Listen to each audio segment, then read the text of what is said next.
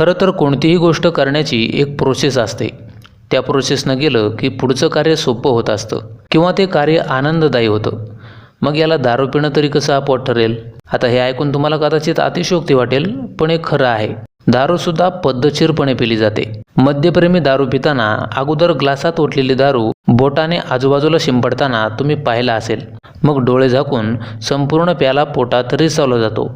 त्यानंतर तोंड वाकडं करून लागली चकणा म्हणून मूगडाळ, शेंगदाणे किंवा शेव फुटाण्यावर ताव मारला जातो.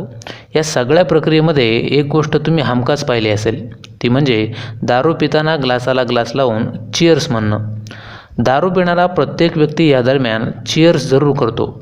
पण असं दारू पिताना चिअर्स का बरं म्हणत असतील? चिअर्स हा शब्द नेमका कुठून आला? या शब्दाचा अर्थ नेमका काय आहे? चला जाणून घेऊयात. व्हिडिओ सुरू करण्याआधी एक गोष्ट आधी स्पष्ट करतो की हा व्हिडिओ फक्त सामान्य माहितीसाठी बनवण्यात आला आहे. हे चॅनल अल्कोहोल किंवा नशा करणं असं कोणत्याही गोष्टीचं समर्थन करत नाही, कारण alcohol is injurious to health हे आपल्याला ठाऊक आहे. असो, दारू पिण्याच्या कामात आतताईपणा करून चालत नाही. ती पटकन ओतली आणि चटकन गिळली असं नसतं. ती हळूहळू घेतली जाते. ग्लासावर ग्लास आदळले जातात आणि चिअर्स म्हणत ती प्यायली जाते. खरं तर दारू आणि चिअर्स हे एक समीकरण होऊन गेलं आहे. म्हणून बहुतेक सर्वच तळीराम मद्यपान करताना चिअर्स करतात. पण बरेचदा चिअर्स का करतात यामागची कारणं अट्टल पिणाऱ्यांनासुद्धा माहीत नसतात. काही जण दुसरे करतात किंवा कुठंतरी पाहिलेलं असतं म्हणून त्याचं पाहून चिअर्स करीत असतात. खरं तर दारू पिण्याआधी चिअर्स करण्यामागं अनेक गमतीदार कारणं सांगितली जातात. चिअर्स केल्याने वातावरण निर्मिती होते, दारू अधिक चांगल्या प्रकारे एन्जॉय करता येते असा एक समज आहे. तसंच यावेळी चिअर्स करताना ग्लासाला ग्लास टच केल्यावर जो आवाज होतो त्यामुळे दारू पिण्याचा अनुभव अधिक चांगला ठरतो. आपल्याला डोळे, कान, नाक, जीभ आणि त्वचा हे 5 ज्ञानेंद्रिय आहेत.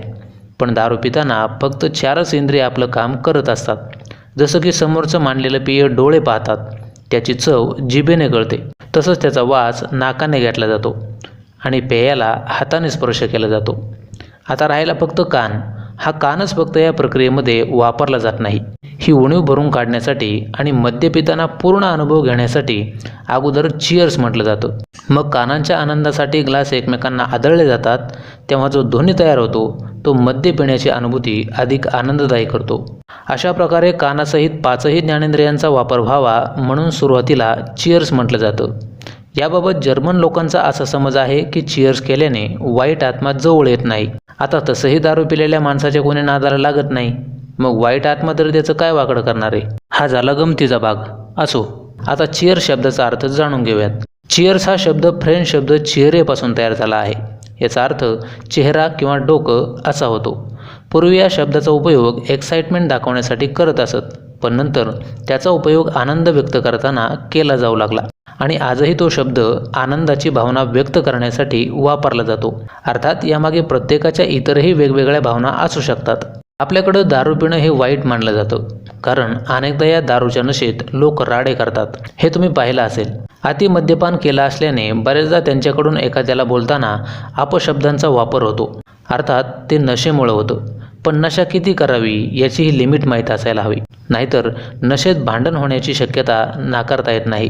त्यामुळं तुम्ही जर पित असाल तर आपल्यामुळं कोणाला त्रास होणार नाही याची काळजी जरूर घ्या. आणि आणखीन एक महत्त्वाची गोष्ट अशी की पिऊन राडा करणारे किंवा रंगाचा भंग करणारे कोणी सोबत नसावेत, एवढी खबरदारी जरूर घ्या. आणखीन एक गोष्ट अशी की दारू पिल्याने लिव्हर आणि किडनी खराब होत असते. त्यामुळं ती प्यायची की नाही हा ज्याचा त्याचा वैयक्तिक प्रश्न आहे. बाकी तुम्ही सुज्ञ आहातच. आशा करतो की ही माहिती तुम्हाला नक्कीच आवडली असेल. हा व्हिडिओ कसा वाटला ते कमेंट करून जरूर सांगा. व्हिडिओ जर आवडला असेल तर व्हिडिओला जाता जाता फक्त एक लाईक करा, व्हिडिओ शेअर करा आणि असेच नवनवीन मराठी इन्फॉर्मेटिव्ह व्हिडिओज पाहण्यासाठी चॅनलला सबस्क्राईब करा.